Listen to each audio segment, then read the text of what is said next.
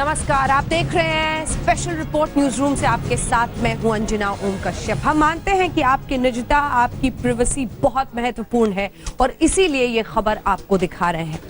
एक sting operation के जरिए हम ऐसे जासूसों के पास पहुंचे जो बड़ी आसानी से किसी के भी फोन कॉल डिटेल्स निकाल सकते हैं। यानी जो मोबाइल आपके हाथ में उसको संभाल के रखिए और देखिए ये रिपोर्ट। क्यों जरूरी है आपके लिए ये रिपोर्ट देखना? क्योंकि आपके फोन कॉल के डिटेल्स, किससे बात की, कितनी देर बात की, कौन से नंबर पे बात की, SMS क्या किया, व्हाट्सएप पे क्या लिखा, सब कुछ कोई पता लगा रहा।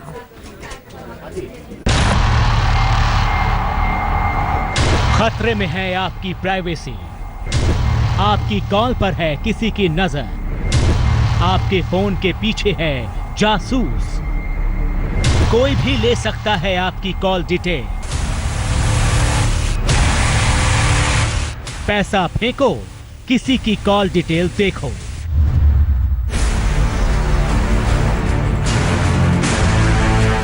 ये खबर हर उस खासोआम के लिए है जो अपने फोन पर किसी से ये सोचकर बात करता है कि उसकी प्राइवेसी सुरक्षित है। जी हां, आपकी प्राइवेसी के पीछे लगे हैं जासूस जो कीमत लेकर आपकी कॉल डिटेल किसी को भी मुहैया करवा सकते हैं। जासूसों के ऐसे ही नेटवर्क का पर्दाफाश किया हमारी खुफिया टीम ने। हमारी स्पेशल इन्वेस्टिगेटिव टीम के सदस्यों ने कई ऐसे प्राइवेट जासूसों से मुलाकात की जो पैसे लेकर किसी की भी प्राइवेसी का सौदा कर लेते हैं।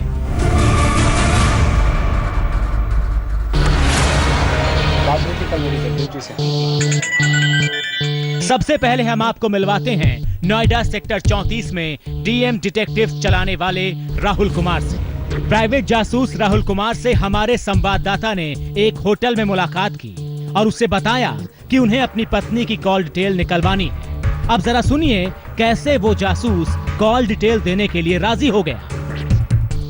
टेक्निकल इंक्वायरीज करनी पड़ेंगी इसमें। टेक्निकल जैसे फोन्स वगैरह का कुछ करना पड़ेगा, वो मैं आपको बोल नहीं सकता। कॉल डिटेल वगैरह निकलवानी पड़ेगी। हो जाएगा। किस पर्सन से बात कर रही है, क्या कर रही है, वो तो सबसे इम्पोर्टेंट है सर। हाँ, लेकिन हम वो आपको प्रोवाइड नहीं कराएंगे। सबसे पहले हम आपको नहीं देंगे, ठीक है? उसमें हम स्टडी करके आपको बता देंगे किस नंबर पर पर्टिकुलर बात कर रही है रेगुलर। बट सर मैं तो देखना चाहूँगा ना। आपको दिखा देंगे लेकिन देंगे नहीं आपको। ये कमेंट सुना आपने। प्राइवेट डिटेक्टिव राहुल कुमार हमें कॉल डिटेल देने के लिए राजी तो हो गया, लेकिन वो अपने गुनाह का कोई भी सबूत छोड़ना नहीं चाहता। वो अच्छी तरह जानता है कि किसी की कॉल डिटेल देना कानून के खिलाफ है। अब जरा कॉल डिटेल मुहैया करवाने की कीमत भी सुन लीजिए। आपको कैसा मिलेगा? वो हमारा काम है। ये अब कराना है। देखिए सर्वेलेंस है, वो हम आपको 1 मंथ जो पूरा देंगे तो सर करीब 45,000 रुपीज़। ठीक है। जो सॉफ्टवेयर है ये आपको करीब 45-50 के अराउंड पड़ेगा। 50,000 के आसपास पड़ेगा। और कॉल रिकॉर्ड है वो आपको 70,000 रुपये के पड़ेंगे 3 मंथ के। सुना आपने। गैर कानूनी तरीके से किसी की 3 महीने की कॉल डिटेल निकलवाने के लिए ये प्राइवेट जासूस 70,000 रुपए चार्ज करता है। कॉल डिटेल निकलवाने के इस गोरख धंधे में प्राइवेट जासूस राहुल कुमार इकलौता नहीं है। अब जरा मिलिए विक्रम सिंह से जो चाणक्य प्लेस नई दिल्ली में कृष्णा डिटेक्टिव्स नाम की एजेंसी चलाते हैं। विक्रम सिंह ने हमें बताया कि पहले कॉल डिटेल निकलवाने का काम बड़ी आसानी से हो जाता था, लेकिन अब थोड़ी मुश्किल हो गई। फिर भी विक्रम हमें कॉल डिटेल देने के लिए राजी हो गया। मेरा भी एजेंसी के थ्रू निकलता था। एजेंसी आगे से एजेंसियों से कांटेक्ट करते हैं। अगर कोई क्लाइंट कहता था तो करवा देते थे। क्या चार्जेस? कॉल रिकॉर्ड की उसकी 15 3 महीने। लास्ट 6 महीने की निकल जाएगी। उसके चार्जेस बढ़ते जाते हैं, बस 20,000 हो जाएंगे। सुना आपने। जासूस विक्रम सिंह भी हमें 15 से 20,000 रुपए लेकर किसी की भी कॉल डिटेल निकाल कर देने के लिए कैसे राजी हो गया। हम पर पूरा भरोसा हो जाने के बाद विक्रम सिंह हमें भी कॉल डिटेल रिकॉर्ड्स देने के लिए राजी हो गया, लेकिन इसके लिए उसने वक्त मांगा।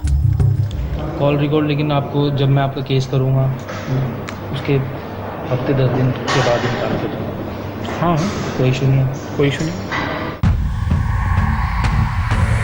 ऐसा नहीं है कि लोगों की प्राइवेसी में सेंध लगाने वाले प्राइवेट जासूसों की कारगुजारियों पर किसी की नजर ना पड़ी हो। ऐसे जासूसों पर कई बार एक्शन हुआ।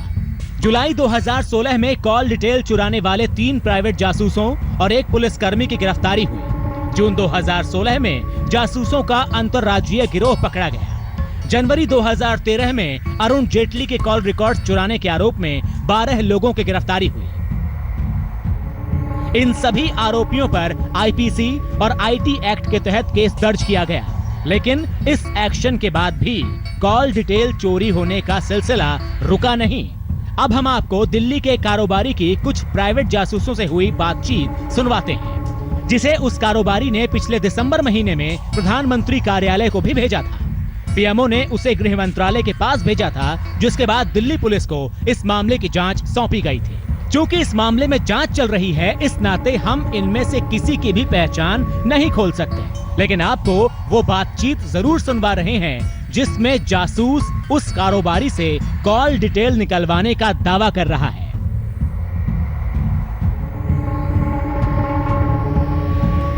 और उसके मतलब उसमें अगर मैं आपको 6-7 महीने तो निकल जाएगा? हाँ वो भी जाएगा। उसमें उसके क्या चार्जेस होते हैं? उसके क्या चार्ज होते हैं? उसको डिपेंड है सर, उसमें 1000 से 10 हो सकता है, 15 हो सकता है, 20 हो सकता है, वो रन करता है। मैं फोन पे ना कोई एग्जैक्ट अभी कुछ नहीं सकता। समझ रहा हूँ। ओके, फोन मतलब कितने पीरियड के पिछले 4 तक निकाल दोगे? 1 मंथ का नहीं। हाँ उसको तो वैसे तो एक सेल जो है उसके अलग। ओके, एसएमएस के नंबर से आते हैं। अच्छा, इनमें से पता चल जाएगा। हाँ, नंबर देखेंगे ना तो नंबर को टारगेट लेके चलेंगे कि कौन सा नंबर है जिससे सबसे ज्यादा बातचीत है। मतलब कितना मेरा टोटल एक्सपेंस पड़ जाएगा, मतलब कितना फुल उसको मैं कैसे यूज कर पाऊंगा आगे? नहीं, ये मान के चलो आपका जो है टोटल जो है 75,000 रुपये लेगा। 25,000। हाँ 20 दिन का आगे हमारे चलो। आपने सुना, इसी तरह प्राइवेट जासूसों का ये रैकेट कॉल डिटेल का धंधा कर रहा है। किसी की कॉल डिटेल की चोरी कानून के मुताबिक बड़ा गुनाह है। इसके बावजूद कॉल रिकॉर्ड चोरी का धंधा बखूबी चल रहा है। जमशेद खान, सुशांत पाठक, अरुण सिंह के साथ अमित चौधरी, आज तक।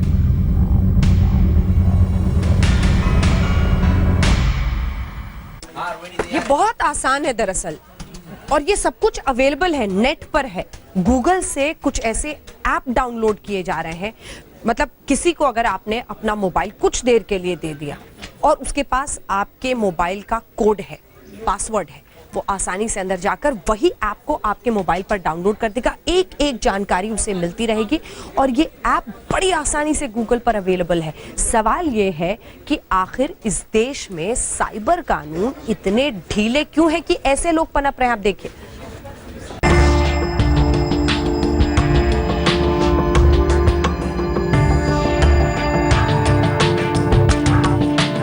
सावधान हो जाइए अगर आप अपने पति या पत्नी को धोखा दे रहे हैं। सावधान हो जाइए अगर आप अपने दिलबर को दगा दे रहे हैं। और सावधान हो जाइए अगर आप अपने पार्टनर के पीठ पीछे कोई गुल खिला रहे हैं, क्योंकि अब आसानी से आप पकड़े जा सकते हैं। आपका एक एक राज चुटकियों में फाश हो सकता है। जी हाँ, सिर्फ आपको एक सोशल ऐप स्मार्टफोन में डाउनलोड करना है। बाकी का काम ये ऐप करेगा, या कहिए कि आपके पार्टनर का एक एक राज आपको वक्त पर बताएगा। आज तक की इन्वेस्टिगेटिव टीम ने ऑपरेशन राज के तहत जासूसी की उस दुनिया में कदम रखा जहां धड़ल्ले से सीक्रेट कॉल डिटेल मुहैया कराने का काम चल रहा है। और सिर्फ कॉल डिटेल ही नहीं, बल्कि फोन में होने वाली हर एक चीज की जानकारी आपको मिल सकती है। ये है जासूस वैभव गुप्ता। की इन्वेस्टिगेशन के नाम से दिल्ली में डिटेक्टिव एजेंसी चलाते हैं। आज तक के अंडरकवर रिपोर्टर ने वैभव गुप्ता के सामने कॉल डिटेल्स निकलवाने की बात रखी तो वैभव गुप्ता ने हमें कॉल डिटेल निकलवाने की जगह एक ऐसे सॉफ्टवेयर के बारे में भी बताया जिससे सिर्फ कॉल डिटेल ही नहीं, बल्कि उसके फोन में जो कुछ चल रहा है उसकी सारी जानकारी आपको मिल सकती है। मैं आपको एक सॉफ्टवेयर दूंगा, ठीक है? आपको वो इंस्टॉल करना है, 5 मिनट लगेंगे उसको इंस्टॉल होने। उसके बाद आप इनके पूरे फ़ोन का कंट्रोल आपके पास होगा। कंट्रोल मेरे पास होगा मतलब? लाइक जितनी भी वो आउटगोइंग करेंगी, जितनी भी वो इनकमिंग आएगी, वो आप सुन सकते हैं। कभी भी आप उनकी लोकेशन चेक कर सकते हैं कि वो कहाँ पर है, ठीक है।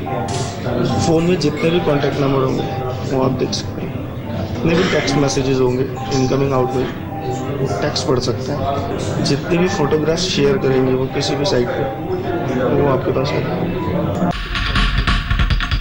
अब जरा इस ऐप की कीमत भी सुनिए, वो कीमत जिस पर डिटेक्टिव इस सॉफ्टवेयर को हमें देने के लिए तैयार हुआ। सर देखिए, सॉफ्टवेयर का जो चार्ज रहेगा वो रहेगा 25,000 वन टाइम। हम आपको बता दें कि 25,000 रुपए ऐप की सालाना कीमत है। डिटेक्टिव ने बताया कि हर साल इस ऐप को रिन्यू करना होगा। तो फिर ध्यान से सुनिए, अगर आपके पति या पत्नी आपको कोई गिफ्ट दे रहे हैं तो सावधान हो जाइए। अगर आपको आपके बॉस फोन दे रहे हैं तो सावधान हो जाइए। अगर गर्लफ्रेंड या बॉयफ्रेंड आपको फोन तोहफे में दे रहे हैं तो सावधान हो जाइए, क्योंकि ये ऐप चुटकियों में डाउनलोड होता है। उनका फ़ोन का पासवर्ड ले सकते हैं या 5-10 मिनट के लिए फ़ोन कैरी कर सकते हैं। जासूस ने आज तक की इन्वेस्टिगेटिव टीम को यह भी बताया कि आप अपने फोन का पासवर्ड बता दीजिए, आगे क्या करना है पूरा तरीका वो बता देगा। तो आप बस पासवर्ड पता कीजिए उनके फ़ोन का, ठीक है। इंस्टॉलेशन मैं आपको बता दूंगा ओवर फोन। मैं पता करता हूँ सर, अगर नहीं, मैं तो वही कह रहा हूँ, इफ़ की बात कर रहा हूँ। अगर हो जाता है फिर तो कॉल डिटेल रिकॉर्ड्स की जरूरत ही नहीं है। जरूरत नहीं किसी भी चीज़ की। फिर तो सारी चीज़ें आपके पास वैसे ही आ रही हैं, किससे बात हो रही है क्या नहीं हो रही है। तो सुना आपने, हो जाइए होशियार, क्योंकि अब आपके फोन पर कोई नजर रख रहा है। आप फोन पर किससे बात करते हैं, किसको मैसेज करते हैं, व्हाट्सएप पर किससे चैट करते हैं, सब कुछ जासूस ऐप से पता लगाया जा सकता है। सुशांत पाठक के साथ जमशेद खान, आज तक। ये खबर सबसे ज्यादा हैरान करने वाली, किसी फिल्म की स्क्रिप्ट को भी पीछे छोड़ दे। एक चलती हुई ट्रेन, उस ट्रेन में करोड़ों रुपए में से कुछ हिस्सा गायब होता है, चोरी होती है। चोरी भी क्या कहिए, डकैती कह लीजिए, वो भी छत काटकर, 2x2 छत काटकर आरबीआई के पैसे की चोरी चलती ट्रेन से। देखिए,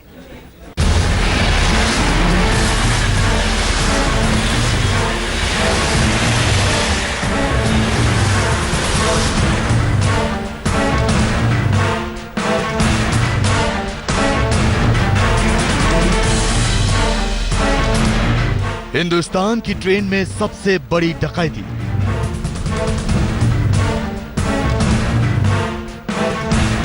भारतीय रिजर्व बैंक की ट्रेन से करोड़ों की लूट।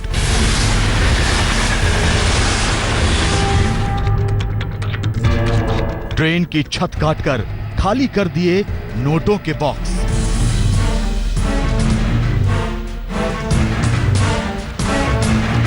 ट्रेन में जा रहे थे आरबीआई के 342 करोड़ रुपए।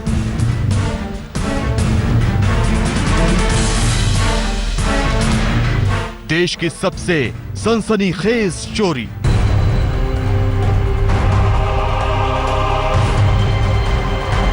ट्रेन की छत पर 2x2 के इस छेद को जब देखा तो हर किसी के होश उड़ गए, क्योंकि इसी छेद से चोर भारतीय रिजर्व बैंक के करोड़ों रुपए उड़ा ले गए।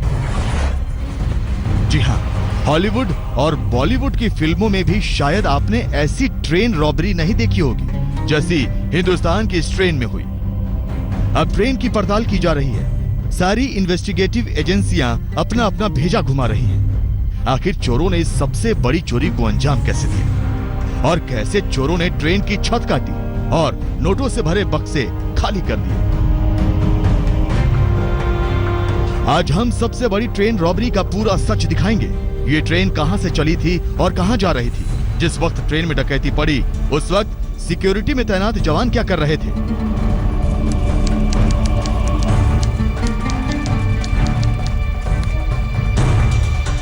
उन्नीस कोचों वाली ये ट्रेन भारतीय रिजर्व बैंक के 342 करोड़ रुपए से भरे 225 बक्सों के साथ चेन्नई से चलती है। जिस वक्त कोच में कैश रखा गया था उसकी इंजन के बाद दूसरी पोजीशन थी। उसके बाद विरुदाचलम स्टेशन पर इंजन की पोजीशन बदलती है और कैश वाला कोच आखिरी नंबर पर आ जाता है।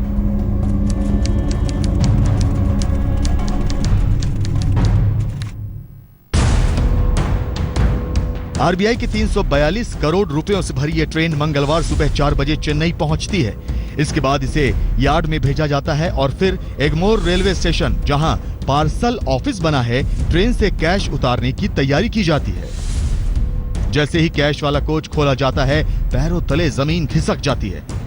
जी हां, ट्रेन में 2 स्क्वायर फुट का छेद होता है, जिसमें सूरज की रोशनी पूरे कोच में आ रही थी। ट्रेन के कोच की छत का कटा हुआ हिस्सा फ्लोर पर ही पड़ा होता है। फ्लोर पर नोट बिखरे हुए होते हैं। 4 बक्से खुले हुए होते हैं, जिनमें से एक पूरा खाली था जबकि एक आधा खाली था। यानी ट्रेन में सबसे बड़ी डकैती पड़ चुकी थी। इन बक्सों से 5 करोड़ 80 लाख रुपए चोरी हो चुके थे। Amount was transported from Salem to Chennai. We found that amount is stolen. About 5 crores.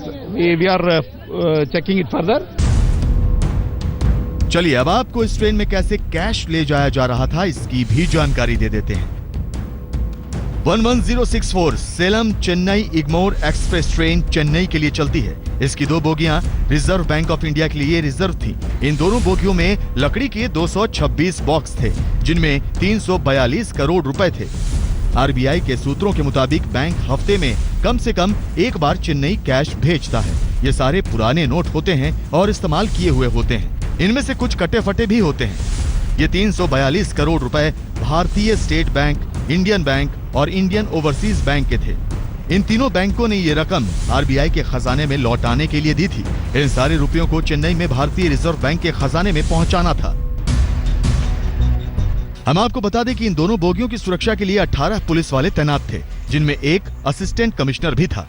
सुरक्षा की जिम्मेदारी रेलवे पुलिस फोर्स की थी। लेकिन जिस बोगी में डकैती पड़ी उसके अंदर कोई पुलिस वाला नहीं था। बोगी सील थी। सारे सुरक्षा जवान दूसरी बोगी में बैठे थे।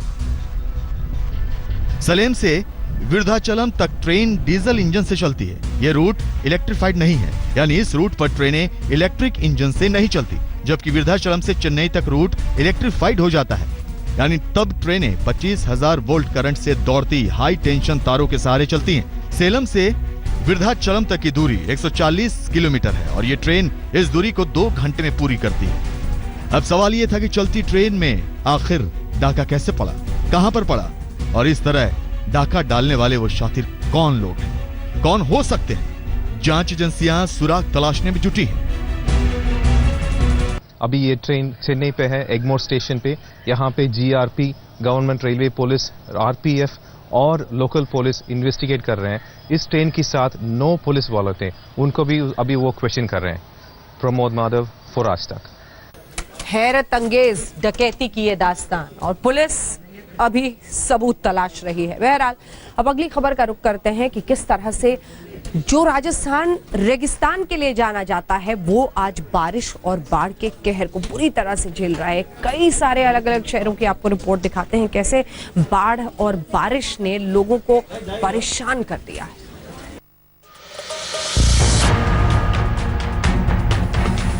ये राजस्थान की तस्वीर है। ये रेगिस्तान का हाल है। यहां गली गली में सैलाब है, न इंसान की कोई बिसात, न जानवरों की कोई औकात है। सामान बह रहा है, वाहन बह रहे हैं। कुल मिलाकर जिंदगी ही तिनकी की तरह बह रही है। कुदरत की इस जल त्रासदी से लोग त्राही त्राही कर रहे हैं। ये तस्वीरें राजस्थान की जोधपुर की हैं। पूरा शहर सैलाब में समाया है। अब इस शख्स को ही देख लीजिए, कैसे ये तेज बहाव में तिनके की तरह बहा जा रहा है। ये शख्स बहते हुए नाले में जा गिरा। जोधपुर में सैलाब के सितम की ये इकलौती तस्वीर नहीं है। बाढ़ में बहता हुआ ये पुलिस बैरिकेड भी देखिए। भारी भरकम लोहे का बैरिकेड भी पानी में बहा जा रहा है। इस एम्बुलेंस को देखिए, पानी में डूबी है। अब जोधपुर के लूणी तहसील की तस्वीरें देखिए। मूसलाधार बारिश हो रही है और जर्रा जर्रा पानी में डूबा है। कारें डूबी हैं। रेलवे स्टेशन भी पूरी तरह से डूबा हुआ है। पटरियां तो पटरियां, स्टेशन के अंदर भी दरिया फूट पड़ा है। इंसान तो इंसान, जानवर भी सैलाब की तेज धार से जद्दोजहद कर रहे हैं। अब देखिए ना, ये गाय कैसे सैलाब से लड़कर अपनी जिंदगी बचा रही है। राजस्थान के राजसमंद में मूसलाधार बारिश से बनास नदी लोगों के लिए काल बन रही है। मूसलाधार बारिश और बाढ़ ने राजस्थान की नाक में दम कर दिया है। ये प्रतापगढ़ की तस्वीरें हैं। शहर में हाहाकार मचा है। लोग जान जोखिम में डालकर नदी पार कर रहे हैं। लोग बाइकों को कंधों पर उठाकर चल रहे हैं। लेकिन इसमें कुछ लोग ऐसे भी हैं जो सैलाब के बीच भी स्टंट करने से बाज नहीं आ रहे। जो लहरें पुल को छूकर जिंदगी पर धावा बोलने को तैयार हैं, वहां कुछ लोग मौत की बाजी खेल रहे हैं। और अब पाली का हाल भी देखिए। यहाँ तबाही कितनी मची है। तस्वीरें सब कुछ बयां कर रही हैं। देखिए कैसे बाइक सवार लहरों से जूझ रहे हैं। पाली के सरवाड़ इलाके में 2 बाइक सवार तेजी से नदी पार करने की फिराक में थे, लेकिन तेज बाइक में बाइक का बैलेंस बिगड़ गया और लेने के देने पड़ गए। राजस्थान के बारा में भी हालात गंभीर बने हुए हैं। नदियों का जल स्तर बढ़ा हुआ है। इन सब के बाद भी लोग जान पर खेलकर नदी पार कर रहे हैं। अवैध नावों के सहारे जिंदगी दांव पर लगाई जा रही है। आज तक ब्यूरो। राजस्थान के रेगिस्तान में बाढ़ तो उत्तर प्रदेश, उत्तर भारत में बल्कि कई राज्यों में भी परिस्थिति बहुत खराब है, लेकिन उत्तर प्रदेश में तो दर्जन भर से ज्यादा नदियां उफान पर है। गंगा, यमुना, घाघरा, गोंडा में 42 गांवों पर बाढ़ का खतरा मंडरा रहा है।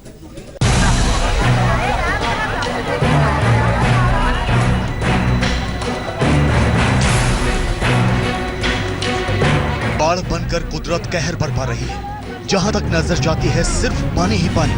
गांव, घर, खेत खलिहान सब पानी में डूबे हैं और बेबस लाचार इंसान इस त्रासदी को झेलने के लिए मजबूर। तस्वीरें उत्तर प्रदेश के अलग अलग जिलों की हैं, जहां सब कुछ सैलाब में समा चुका है। लगातार बारिश के बाद घाघरा नदी उफनने लगी तो इसके किनारे बसे गांवों में पानी घुस आया। फिर कमर तक पानी में डूबकर लोग सुरक्षित स्थानों तक जाने को मजबूर हैं। और ये तस्वीरें देखिए कैसे पानी के प्रकोप से बचने के लिए लोग तख्त के ऊपर खटिया लगाकर सो रहे हैं। यहाँ बाढ़ आ गई है सर, और यहाँ के लोग सब डूबे जा रहे हैं। मतलब यहाँ पर कोई अधिकारी आज तक कोई देखने नहीं आया। हमारी पीएससी की फ्लड बटालियन के लोग ऑलरेडी फील्ड में हैं, इन 5 गाँव में रेकी कर रहे हैं। हालांकि एनडीआरएफ, एसडीआरएफ और आर्मी के जवान मुस्तैद हैं, लेकिन लगातार बारिश ने गोंडा जिले के लोगों का जीना मुहाल कर दिया है। आपको बता दें कि घाघरा नदी पर बना एल्गिन चरसडी बांध का एक हिस्सा कट जाने की वजह से हालात खराब हो गए हैं और आने वाले दिनों में गोंडा जिले के 42 गांवों में घाघरा नदी का पानी तबाही मचा सकता है। वैसे घाघरा नदी की तेज धार सिर्फ गोंडा ही नहीं, यूपी के दूसरे जिलों को भी अपनी चपेट में ले रही है। तस्वीरें बाराबंकी की हैं। इलाके जलमग्न हैं, गांव टापू बन गए हैं। किनारे पर बसे लोग रैन बसेरों में जिंदगी गुजारने को मजबूर हैं। अपना सामान माथे पर उठाकर सुरक्षित ठिकानों की ओर जा रहे हैं। और देखिए कैसे खटिया किचन बन गया है और उसी पर खाना पक रहा है। कैसे हम लोग जिया जा, कैसे हम लोग रहा जा, हमका ये हम बड़े चक्कर में नहीं, न मजूरी न मेहनत, काहे मजूरी हम लोग कई का खावा जाए, कोनो साधना तो नहीं है। बाराबंकी की सीमा में स्थित कमियार, नैपुरा, मांझा, रायपुर, परसावल, बेहटा सहित लगभग दर्जन भर से ज्यादा गांव घाघरा के आगोश में समा चुके हैं। प्रशासन की माने तो बाढ़ पीड़ितों को सुरक्षित स्थानों तक पहुंचाया जा रहा है और उन्हें मच्छरदानी, राशन, तिरपाल आदि जिला प्रशासन की ओर से मुहैया करवाया जा रहा है। डीपीआरएफ का साफ सफाई है। चिकित्सालय के लिए हम लोग कैंप, प्राथमिक पाठशाला गौरव पे हमारा अस्थायी कैंप बना हुआ है, तो हम लोग राहत और बचाव कार्य में लगे हुए हैं। मगर प्रशासनिक दावों की पोल खोलती ये तस्वीरें जाहिर करने के लिए काफी हैं कि लोग किस कदर परेशान हैं। संगम नगरी इलाहाबाद में गंगा और यमुना का जल स्तर तेजी से बढ़ने लगा है। संगम किनारे बिजली के पोल और पेड़ पानी में डूब गए हैं। वहीं शहर के दारागंज इलाके में रातों रात बढ़े जल स्तर से कई घरों में पानी घुस आया। गंगा के पास बने मकानों और बाजारों की दुकानें पानी में समा गई हैं और लोग पलायन करने को मजबूर हो गए हैं। संगम किनारे लेटे हनुमान जी मंदिर में गंगा का पानी आ गया। मान्यता है कि हर वर्ष गंगा लेटे हनुमान जी को स्नान कराने यहाँ तक पहुँच जाती है। हालांकि ऐसा 5 सालों बाद हो रहा है, लिहाजा श्रद्धालुओं की खुशी का ठिकाना नहीं। सैकड़ों लोग कमर तक पानी में चलकर हनुमान जी के दर्शन पूजन को मंदिर पहुंच रहे हैं। इलाहाबाद से विमल श्रीवास्तव और गोंडा से आंचल श्रीवास्तव के साथ सैयद रेहान मुस्तफा, बाराबंकी, आज तक। बाढ़ का असर कई राज्यों पर, दिल्ली, हरियाणा, यूपी, राजस्थान हमने आपको दिखा दिया है। आइए अब दिखाते हैं झारखंड में भी भारी बारिश से परिस्थितियां खराब हो रही हैं। देखिए तस्वीरें मध्य प्रदेश के मंदसौर की हैं। यहाँ एक शख्स नाले में बाइक समेत बह गया, जिसकी रस्सियों के सहारे गांव के लोगों ने जान बचाई। 40 साल के भगत राम बागरी बाइक से अपनी ससुराल जा रहे थे। पानी में समाये पुल को पार करने लगे, लेकिन पानी का तेज बहाव बाइक समेत उन्हें भी बहा कर ले गया।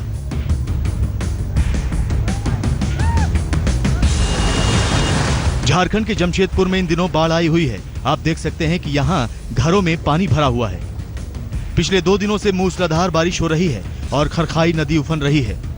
जमशेदपुर के बागखेड़ा में घर की दीवार गिरने से एक शख्स की मौत भी हो गई। आज तक ब्यूरो। और इसी के साथ स्पेशल रिपोर्ट में न्यूज रूम से इतना ही, लेकिन देश दुनिया की बाकी खबरों के लिए आप देखते रहिए